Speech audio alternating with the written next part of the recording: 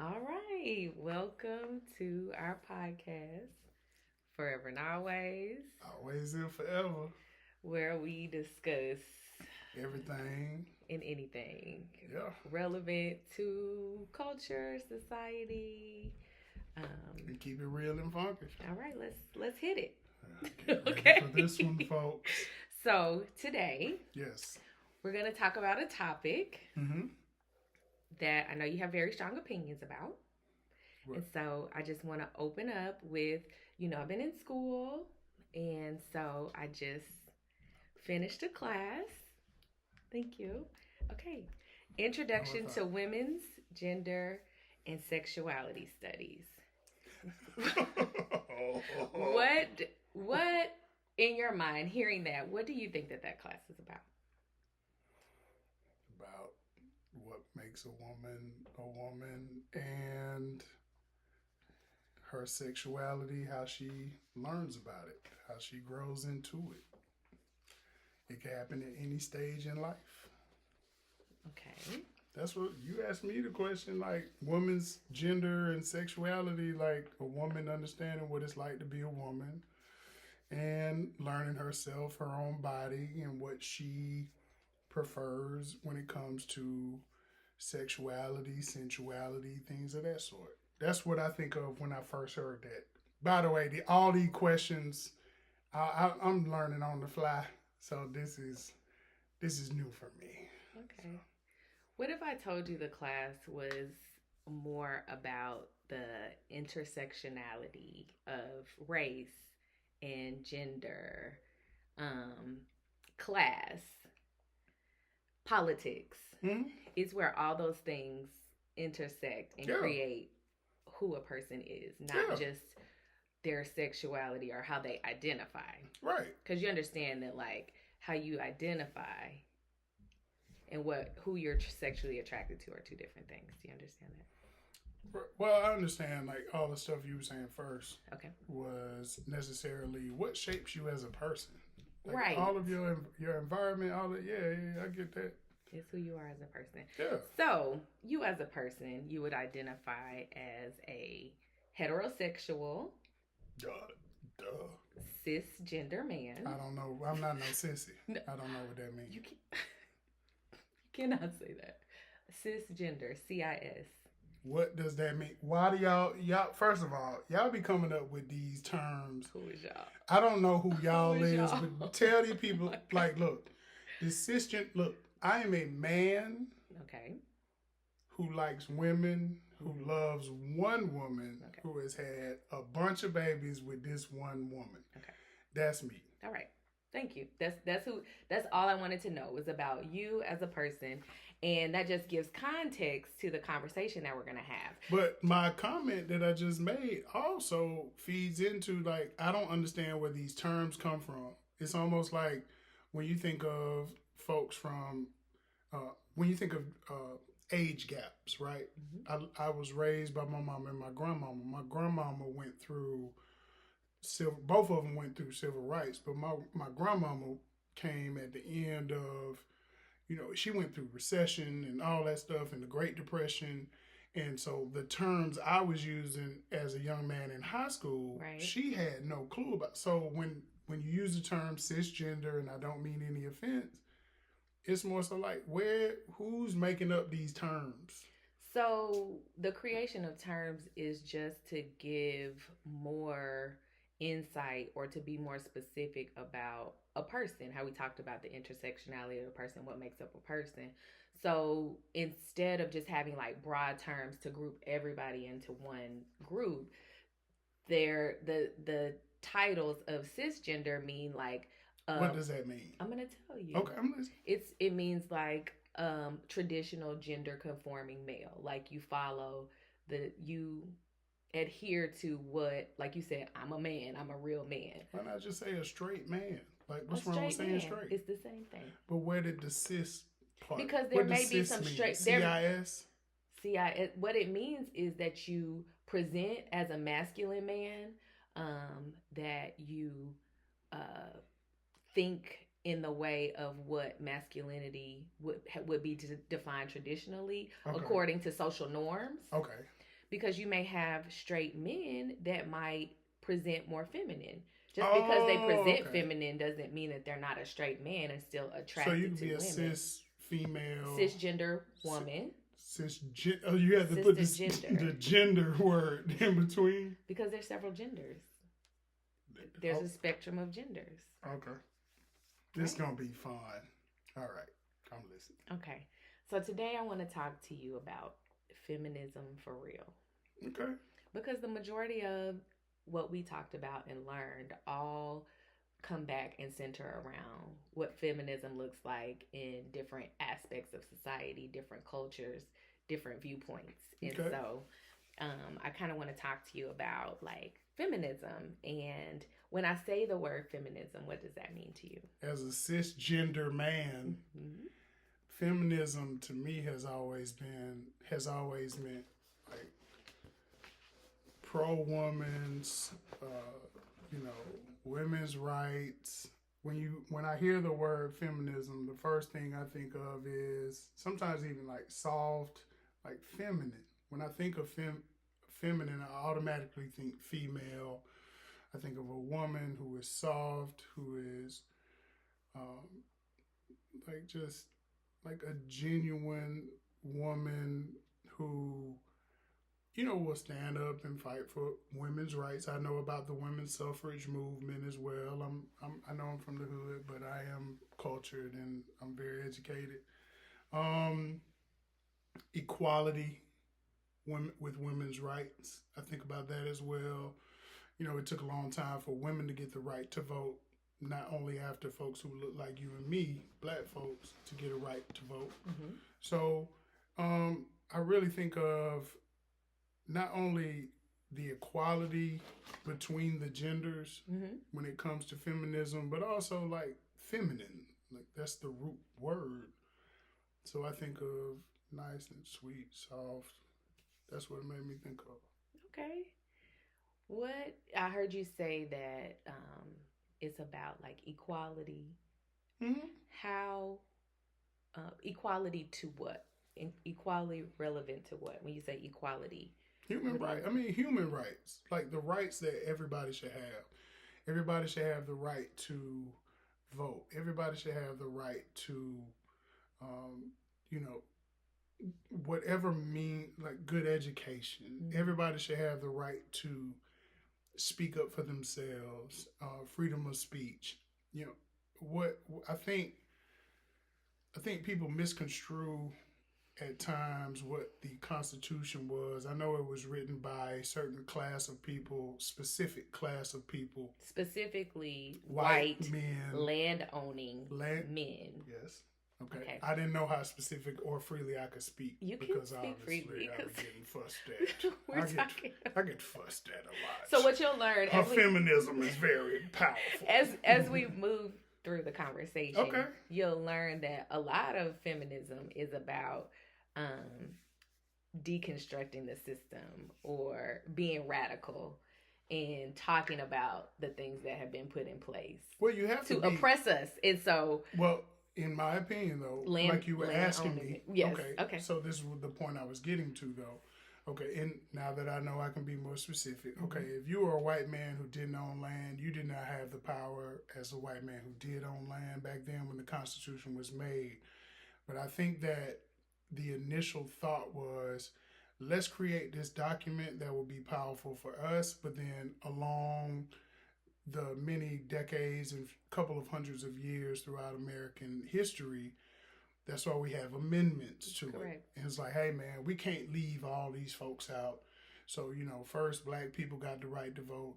And then it was like, and then women, through women's suffrage, women were like standing up for themselves and getting the right to vote for themselves. But they had to fight for it because if had women been quiet, y'all might have never got the right to vote. Let's keep it real. And now you see what's going on in the Supreme Court now, how they're pulling back from the Voters' Rights Act. Like, because people are starting to vote a certain way, now it's like, okay, we're just turning back the hands of time rather than being more progressive, which I believe is going to end up being the downfall of our society as the United States of America, because you can't be united unless all of us, or at least the majority of us, are together, and we're completely being torn apart right now. I think what I heard you say talking about a system that was created under white male owning, uh, land owning males, Mm-hmm. is a system that was created on the premise of not being equal, right? And Absolutely. so the fight, or what feminism is fighting, is not just equality in a system that was never created for us. It's about deconstructing the system. That's what feminism is about, because what you see, if you're living in a system that was never created for your equality, for you to have a voice, when you are given some freedoms or amendments, like you say, when the people who were in charge of the creation of that system feel like the freedoms have gone too far, they can pull back on them, right? Mm-hmm. So the goal of feminism is to be radical, to deconstruct the system that was built to oppress in the first place. You can never be equal in a system that was created for your oppression. Well, think about this. Who were the first people who had to fight within that system that I was just referencing, mm-hmm. right? Who were the first people who had to fight for equality? White men who didn't own land. Right. Then who were the next people who had to fight? Black men. Right. Who were fighting on behalf of their families. Right. And then, which included black women, but they were going to be we as black men were going to be the representative with our vote for our families. Mm-hmm. Then all women were coming into the fold and saying, hey, it was black women, white women joining together like, right. We're doing this. Right. And those same women also helped with the civil rights movement, the same way that they were helping their families stay afloat when all the men were being sent overseas to war in World War I, World War II, Korean War, Vietnam War, etc. Most of the time, it was the women who were at home taking care of the families, sustaining their households, sustaining like the way of life. Yeah. And so women were like, we're doing all this work. We deserve a say. And as a man who was raised by all women, mm-hmm. I've always believed in equal rights for women. Mm-hmm. As a man who's married to, in my opinion, the most gorgeous woman in the world, I've always believed in equality amongst, men and women. And then we have 5 daughters together. Mm-hmm.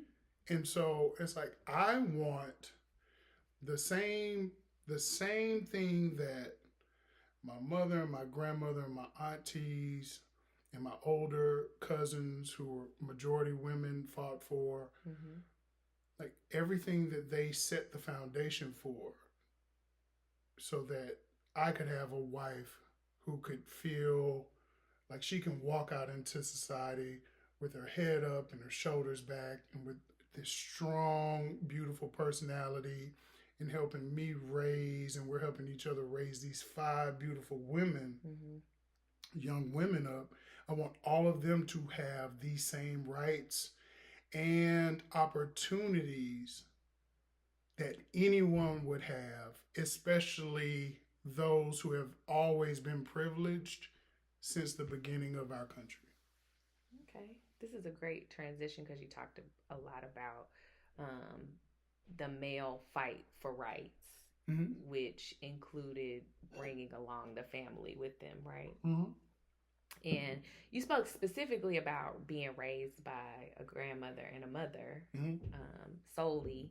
And I think you have a unique outlook on life and maybe even feminism. And you might be a feminist and you don't even know it. But let me ask you, the term, are you familiar with the term heteropatriarchy?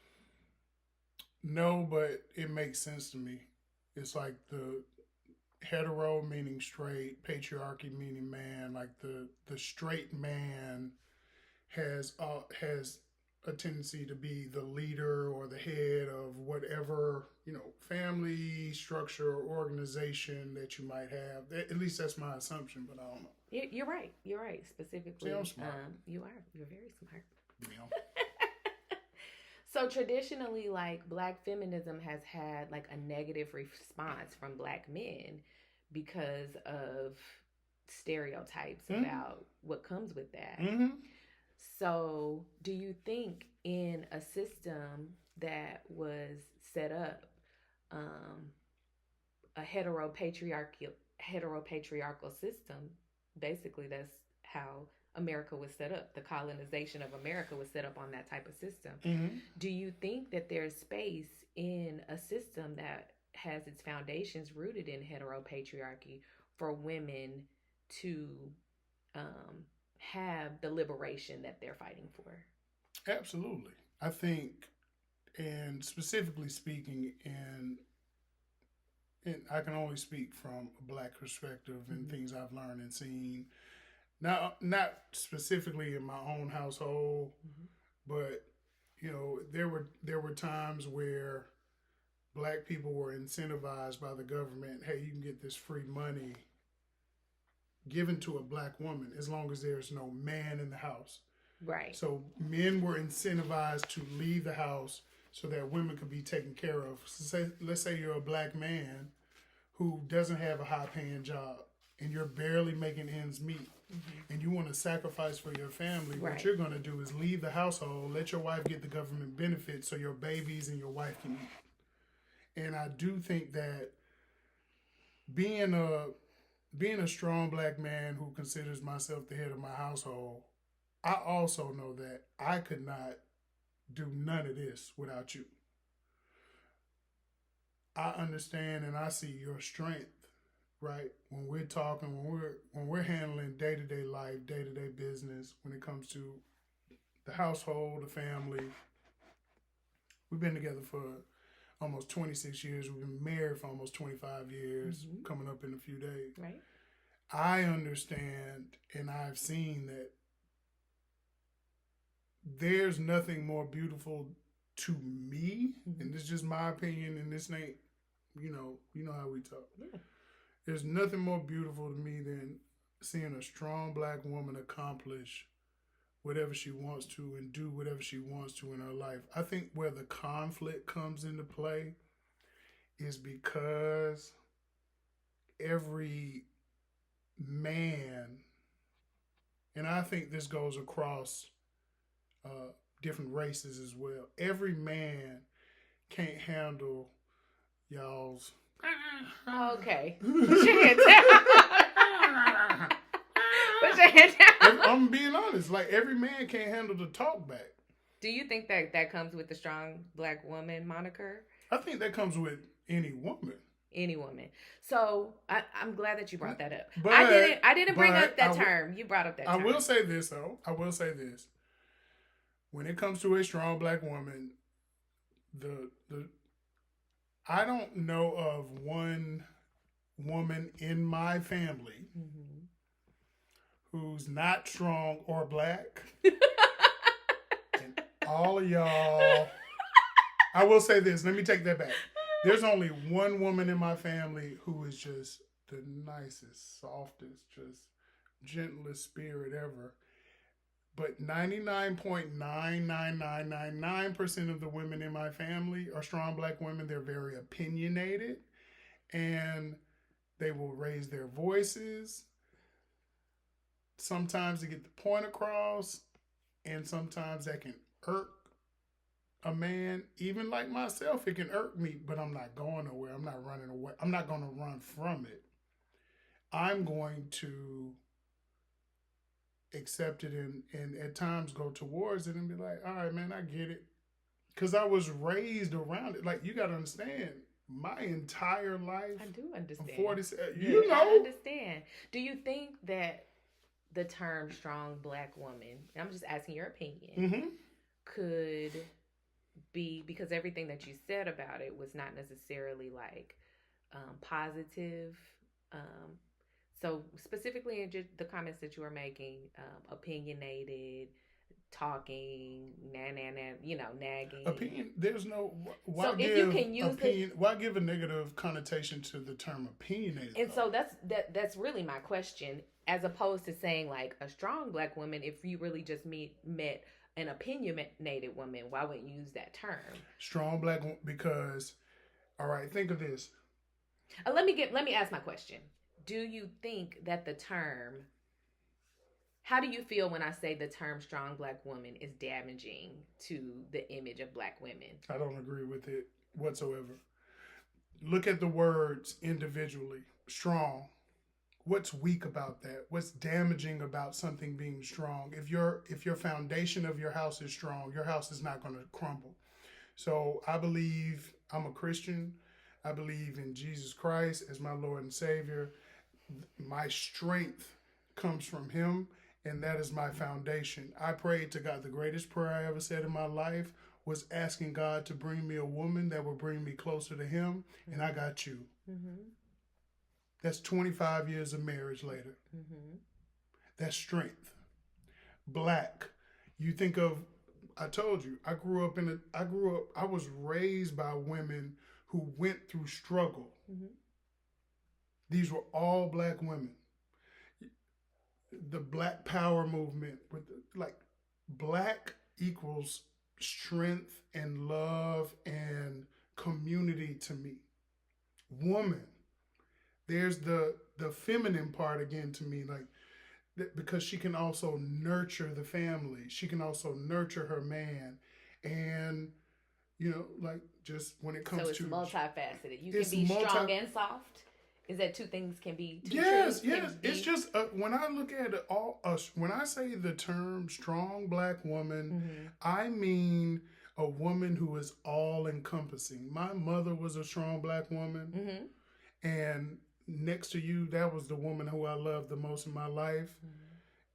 My grandmother was a strong black woman. My grandfather passed away probably about a decade and a half, almost 2 decades before I was born. Mm-hmm. So I got to see my grandmother be on her own.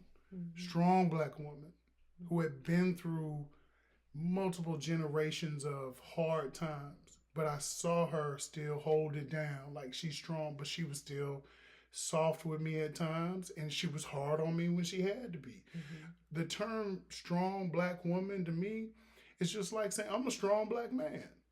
That's not a negative connotation. I'm describing myself and what I see in myself. It's dangerous outside of the black community when it's associated with the ability to not necessarily feel pain at the same level as somebody else, to not feel struggles at the same level as maybe another woman group. You don't hear people talking about the strong white woman. The white woman is meek and lowly. Or you don't hear people talking about the strong Asian woman. Mm-hmm. There's other stereotypes. You don't hear people talking about the strong Latinx woman. And so this is just food for thought. When you think about the term strong black woman, the strong white woman let me finish that thought. When you say the term strong black woman, there are many areas of the woman's life mm-hmm. that are affected. When you think about, like, we talked about me having children, and you talk about the black maternal the mortality rate, the absolutely. Crisis. I know a lot of that is associated with the stereotype of a strong black woman. When they're saying I'm in pain, I need help, and people not taking it seriously because you're black, simply because of. But also strong. We heard RFK Jr. saying that black people have a higher pain tolerance. That's a real bias in the medical field. And not who is that coming from? A white man who owns property. That's exactly. Exactly. May I ask you a question? Sure, I would love a question. Let me say a term to you, and I want to get your initial thought right out the gate. Okay, all right. When I say this term to you, mm-hmm. I want you to just tell me what comes to mind. Weak black man. Say it. You gotta, come on, we interviewing. What comes to mind? Weak black man. Let's go. Like a YN, like Somebody that's on the corner. What does that mean? Like, I elaborate. mean, like a man. Weak black man. That's not Just even. say it. It's not a part of my consciousness. Like that's not something. Weak black woman. That's not something that is a part Exactly. of my consciousness. Exactly.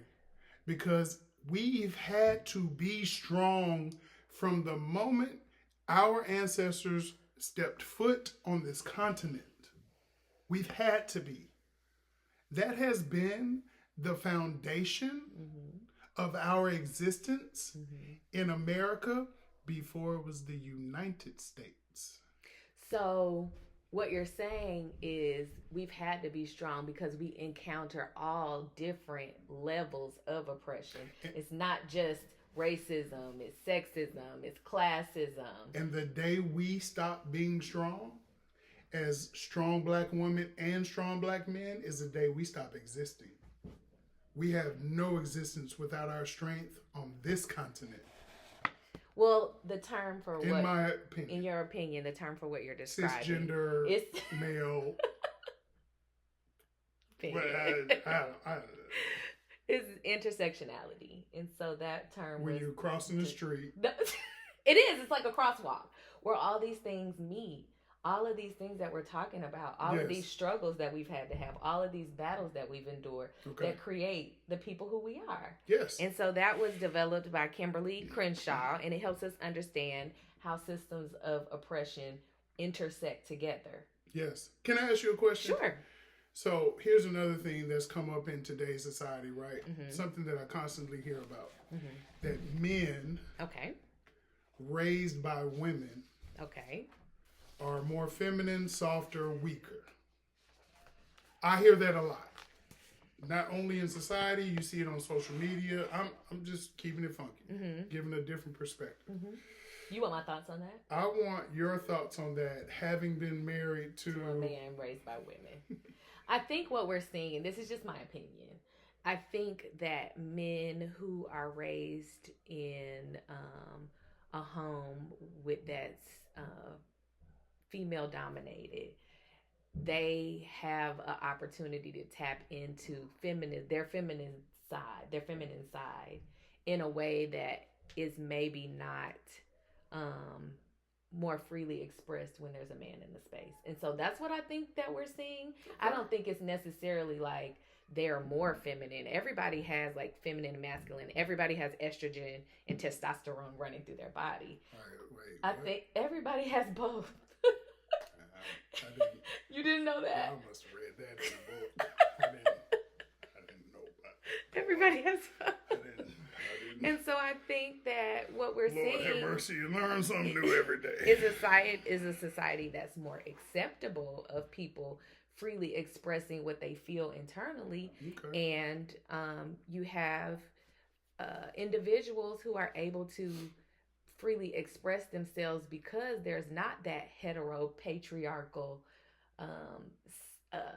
structure in the home or perception. I now I get what you're saying, because the perception was, or not even perception, the reality was, if you're a man who expresses yourself, your feelings, if you're in pain, how you're hurting, that's why a lot of men don't go to the doctor, because they don't want to express pain. They don't want to cry. Right.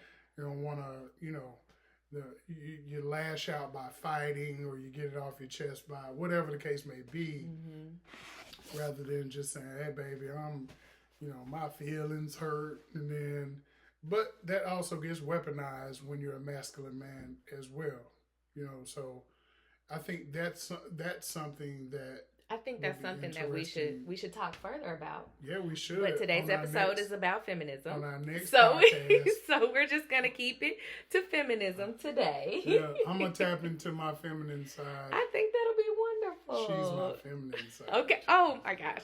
All right. Well, tap into that feminine side. I think this was a great conversation. Don't you think today was a great conversation? I think it was great.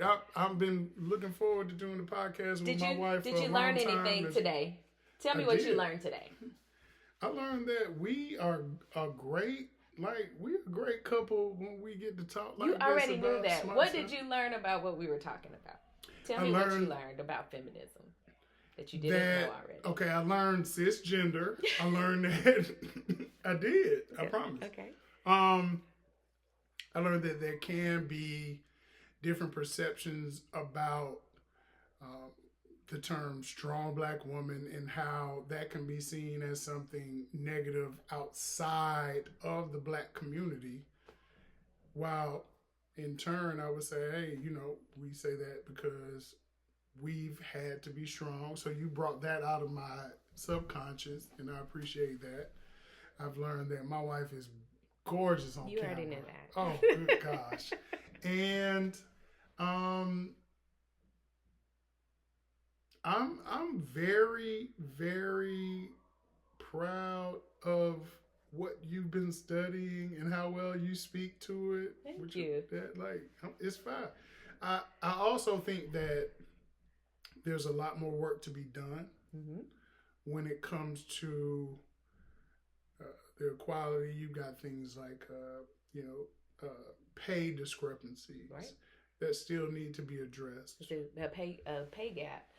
Specifically for Black women in America that are the most educated women in. But then there's been an attack on that demographic specifically because of that data, and so over 300,000 Black women lost their jobs within the last year. That's a crisis. Well, here's the thing that I'm learning, and I'm not gonna, make any references to where I work. But when you look at Fortune 500 companies and the amount of layoffs that are being done, African Americans in general are being highly impacted at a higher rate than any other ethnicity. Right. But specifically, Black women are being targeted at a higher rate. And when you take into account that Black women are per capita across the board, every 50 state, and you take the United States as a whole, have the highest levels of education amongst any group, male, female, right, or however y'all want to categorize all the genders. I don't care about none of that, but Black women are the highest targeted, but y'all are the smartest because y'all have been in school, y'all have been studying, y'all have been doing this. And you know what? Sometimes I think that us as Black folks, especially Black women, since y'all so smart, just jump out there and just start your own stuff where can't nobody fire you. I think that's and just great. Do that. That's great advice. And let your boy help know. All right. Thank you for this episode of Forever and Always. Always and forever. What's happening? We'll see you next time. All right. In a minute.